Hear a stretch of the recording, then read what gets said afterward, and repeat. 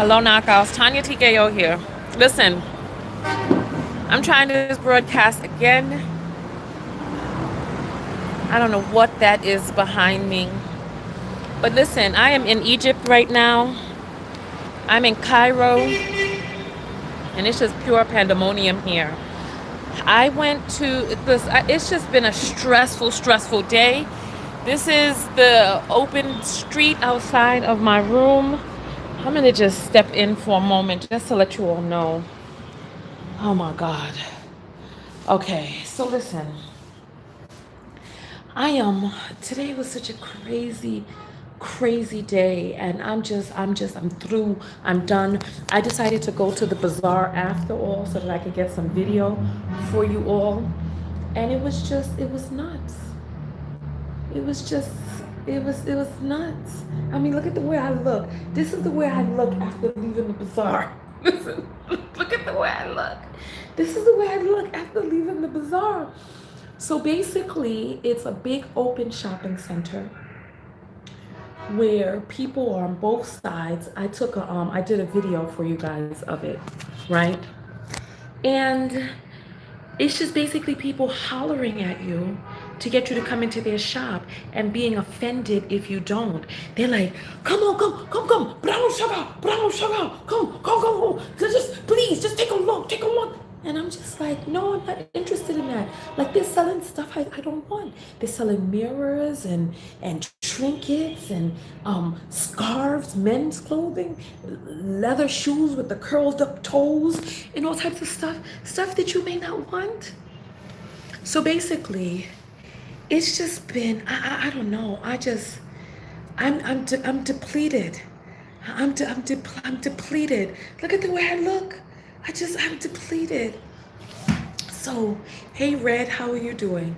So basically, let me just give you all the rundown. So I was gonna stay in the hostel, have a nice, quiet, relaxing evening, and there was a guy in the hostel, black dude, just arguing, crabby, grumpy, and I'm just like,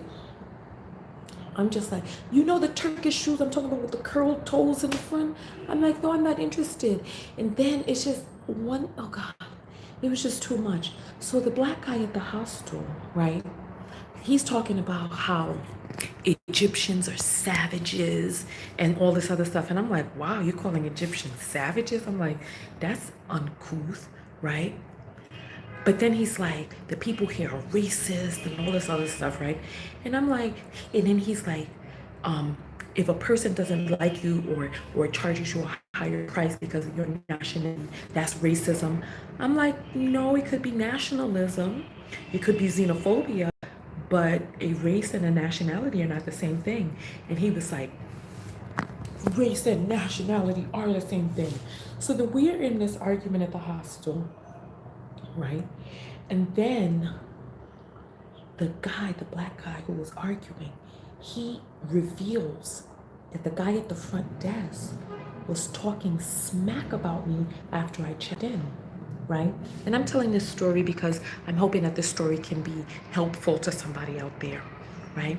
So he's talking smack about me, talking about, oh, she didn't like me, she has an attitude, she was rushing me, she wasn't even answering me, this, that, and the other, blah blah blah, and she's racist against me. And I'm like, I'm racist against an Egyptian person working at a hostel, right? So then I confront him, right? And I'm like, I'm like, I just got off of a 12-hour flight. I was tired. I had to use the bathroom. And he was like, so I was working 16 hours. And I was like, you work at a hostel. It is your job to be familiar with different people of different nationalities and different customs. So basically, let me tell you what happened, right? So I come into the hostel, right? I didn't even think that it was an issue. But part of the reason that I'm saying this is because I think walking around in black skin or in brown skin, being Negroid, I think people perceive you as angrier than you actually are, because I'm not an angry person. I don't have I don't exude angry energy. If anything, I exude bubbly, uplifting energy, right? But I had this 12-hour flight. I come into the hostel. I go to check in. I had to use the bathroom. And he's like, oh, there's a, public. I'm like, no, I need to use the bathroom in my room, right?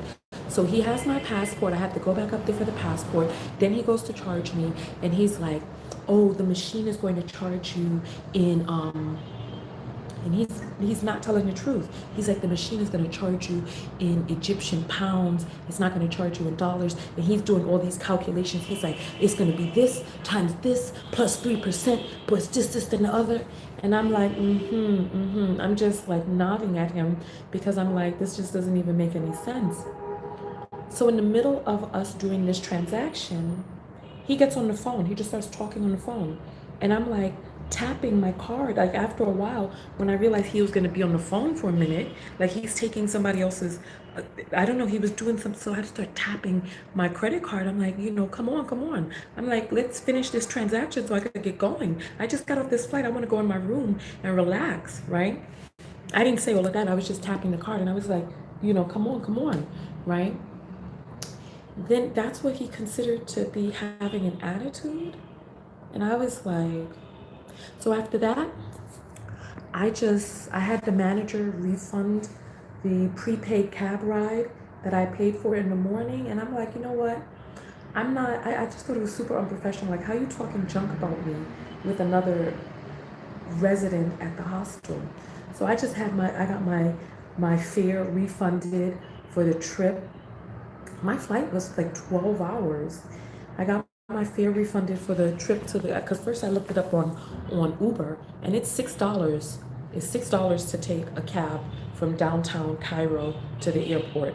And they charged me $16. And I'm like, I don't need to pay extra, especially, I'm not, because like with the black guy, he was talking about how all these people out here cheating him because he has this business and he's paying more because he's American. He's like, the Egyptians will charge Americans more than they'll charge other people.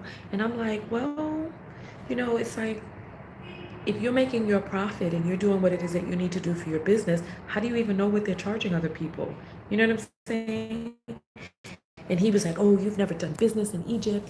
And I was like, as a matter of fact, my recollection was recollected because you all remember I sold Egyptian loofah and I had my loofah imported from Egypt and I dealt with Egyptian farmers who sourced, because my loofah was organic, it was all natural, it was dried live and all this other stuff. So I'm like, yeah. And I'm like, the guy charged me a certain price, and if the price was good for me, I'm not worried about what he's charging other people. I get my supplies, my raw materials, and I do what I need to do with it. But he's like complaining this, that, and the other. And I'm like, well, if you don't like how people are treating you, who you're spending your money with, don't spend your money with them. And he was like, oh, it's not that simple because I got bigger, this and that. And I was just like, whatever. So when I went to go get my money back, homeboy, black dude, is like, oh, you going too far. You thinking about it too deep. You don't have to get your refund. And I'm like, no, like I told you, I spend my money where it's appreciated. And I was like, if it wasn't so late, and I was like, if it wasn't so late, I would leave this hostel and go to another one. I'm like, so what are the lessons that you all will take from this? Just know that walking around in Negroid skin, people may perceive you as angrier than other people. And the thing about it is, me as the client, as the customer coming in, it is not my job to try to pacify or placate the person at the front desk. If I had a long flight, damn it, I had a long flight. If I'm tired and withdrawn, if I don't feel like busting open my lips and cheesing at everybody, I don't freaking have to. You know what I mean? I don't have to be up there like, oh, I don't want people to see me as aggressive. So it's ridiculous. Like even somebody at the market was like, I would give you a good price, but not if you're looking so angry. And I'm like, this is what you consider to be angry? First of all, I'm in a foreign country walking with myself, right? And men are screaming out brown sugar at me and making all of these references. And I'm just trying to walk and live my life and look at different things, and people are being mad aggressive with me, right? So I'm like, I just, let me see what you're saying. Egypt has been whitewashed for thousands of years at this point. Yeah, yeah, exactly, exactly. But it's just, I'm finding it so stressful. But I fly out in the morning, so I'm good. My only concern is that I'm gonna fly into Nigeria looking like this because the airline, because I have this layover, the bag was already forwarded. The bag with my toiletries was forwarded to Lagos. So I have my backpack, right? I have my backpack with me, but I don't have my gel, my comb, my this, my that. And I'm just like, you know what? Speaking of what it is that you all are saying in the audience, right? It's crazy. It's crazy because maybe that's why they were saying negative things about Nigeria, because people perceive Nigerians as more aggressive. I don't know. I'll give you all the real deal about Nigeria tomorrow. But I was gonna say something, but I damn forgot at this point. It's so ridiculous. Everybody smokes here. I have a burning feeling up in my nostrils. Let me close this damn thing, cause, and it's like it's after 10 at night. It's almost 11 p.m. and it's mad. You see how it's hazy? That's exhaust, smoke. It's mad smoky out here. Do you see how it's like? You probably can't see it, but oh, they kept calling your son chocolate. Lord of mercy. Let me close this thing and get ready to go into my bed. I'm gonna have to sleep with earplugs because these people, it's unbelievable. It's like they just start honking. It's like, it's just ridiculous. Let me see if this will make a difference if I close this. So I gotta leave at 5 o'clock in the. Do you hear all this honking? It's like, why are you honking like this? I gotta leave at 5 o'clock in the morning. Um, this is how my hair comb. So it's buffering. I guess this